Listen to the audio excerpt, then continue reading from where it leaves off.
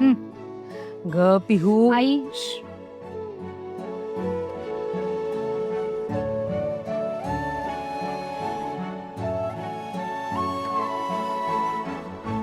लग्न झाल्यापासून कितवा चटका लागलाय हा? सतत सगळ्यांसाठी काहीतरी करायचं, जरा म्हणून स्वतःकडे लक्ष देत नाहीस. सगळ्यांसाठी हे कर, सगळ्यांसाठी ते कर, ह्याला जेवायला वाढ, त्याला खाऊ घाल. सतत सगळ्यांसाठी राबायचं, स्वतःसाठी काही करायचं नाही आणि स्वतःला असं भाजून घ्यायचं.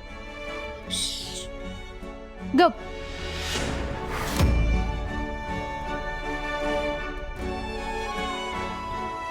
आता थोडा वेळ किचन मध्ये जाऊ नकोस, नाही तर जाशील लगेच. काय कळलं ना?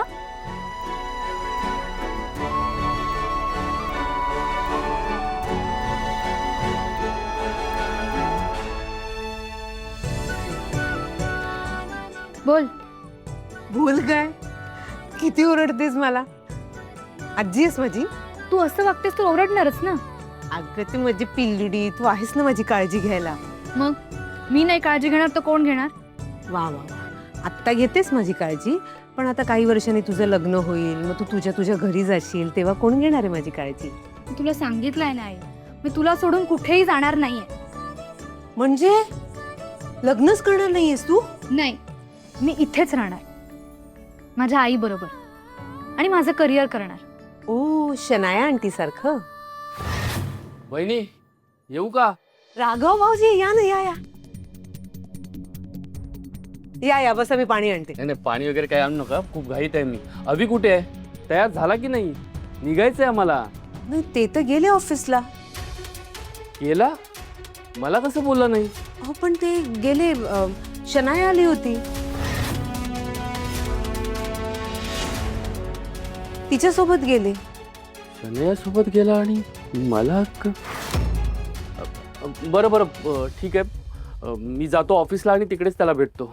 नाही नाही नाही, एक मिनिट, तुम्ही कुठे चालला? तुम्ही बसा, मी पटकन चहा टाक. नाही नाही, चहा वगैरे टाकू नका, मला खूप उशीर होतोय. मी ऑफिसला जातो, त्याला भेटतो. आपण अहो. चहा वगैरे नंतर घेऊ. अहो भाऊजी, पटकन टाकला असताना. नको नको, येतो मी नंतर. असे काय भाऊजी? राघव भाऊजी म्हणजे ना कायम घाईत असतात. आई, ती शनाया आज परत आली होती. शनाया? शनाया मावशी किंवा आंटी, तुझ्यापेक्षा वयाने मोठी आहे ती बाळा. अगं ती का आली होती ते सांग. का आली होती म्हणजे काहीतरी काम होतं त्यांचं, कुठल्या तरी साईटवर जायचं होतं म्हणे, म्हणून बाबांना पिक करायला आली होती. आणि पिहू, ती शनाया नुसती सुंदर नाही आहे, हुशार पण आहे, बिझनेस वुमन आहे. तुला माहितीये, तिच्या नवऱ्याच्या ऑफिसमध्ये ती CEO च्या पोझिशनवर आहे. ते काही तिच्या ॲबिलिटीजमुळे नाहीये, ती मिसेस JK आहे. एवढं क्वालिफिकेशनच पुरेसे आहे तिला CEO व्हायला. असं का बोलतेस तू? हे कसले विचार आहेत तुझे? आई मला माहित नाही, पण ती बाई मला डे 1 पासून फेक वाटते. पिहू, मला असं वाटतं आपण तिला फार आपल्या घरात घ्यायला नको. पिहू, असं बोलू नये बाळा. काय ना, घराचं आणि मनाचं दार कायम सगळ्यांसाठी खुलं असावं. रॉंग.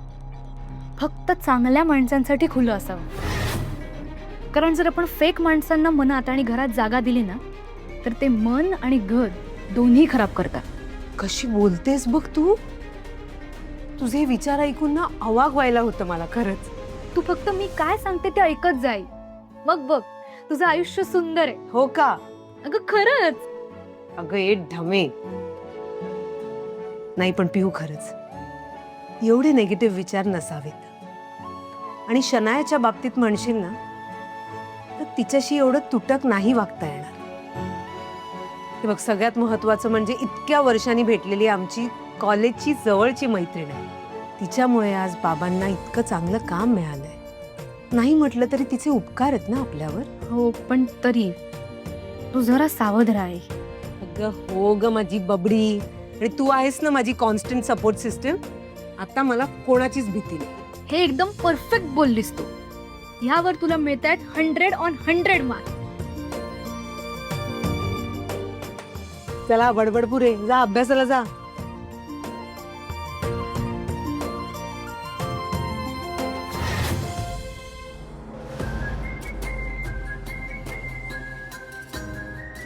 शनाया तू तू का रडतीयस?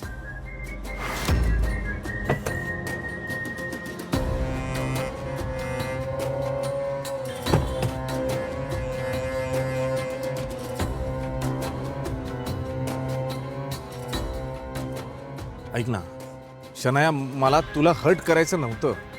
प्लीज समजून घे, मी काही चुकीचं बोललोय का? नाही नाही अवी, तू हर्ट केलं नाहीयेस मला. मला मला हर्ट माझ्या नशिबाने या सिच्युएशननी केलंय. म्हणजे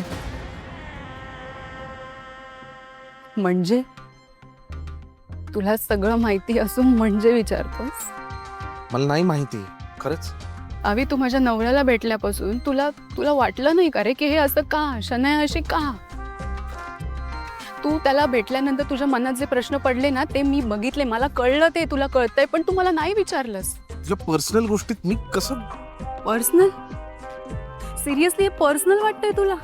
अवी, आपण एकमेकांसाठी इतके परके आहोत. तसं नाहीये शनाया. हे बघ, मला हे बघ, समोर दिसतंय ना मला काय घडलंय. कदाचित हे बघितल्यावर कळलं की तुला कसलं वाईट वाटतंय. मग तोच प्रश्न तुला विचारायचा आणि तुला हर्ट करायचं का? नाही पण तू बोल ना. चल ना, तेव्हा नाही बोलला, आता बोल ना. आता मी सगळं ऐकायला तयार आहे. प्लीज बोल. काय काय सांगू तुला? त्या इन्सिडेंट नंतर ना डॅडने ठरवलं होतं की माझ्या आयुष्याचा निर्णय घेऊन टाकायचा. काय तो सोक्षमोक्ष लावून टाकायचा एकदाचा. म्हणजे डॅडला बिझनेसमध्ये खूप मोठा लॉस झाला आणि त्याच वेळी जे के डॅडला भेटला तो डॅडला बिझनेसमध्ये हेल्प करायलाही तयार झाला, पण त्यांनी डॅड समोर एक अट टाकली. कसली अट?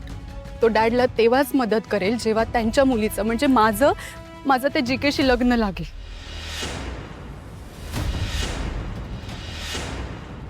आणि मग काय, डॅडनी लावून दिलं माझं त्याच्याशी लग्न. लग्न कसलं रे, लग्न नाहीये, एक बिझनेस डील आहे. मी पण केलं. काय ऑप्शन काय होतं माझ्याकडे? ऑप्शन काहीच नव्हता दुसरा. का नव्हता हे तुलाही माहिती आहे चांगलं. पण ठीक आहे, मी केलं लग्न.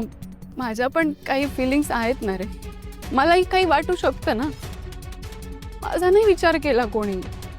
तुला माहिती, आम्ही कुठे असे बाहेर गेलो ना जेवायला म्हण किंवा कुठे पार्टीला, तर लोक असे माझ्याकडे बघत असतात.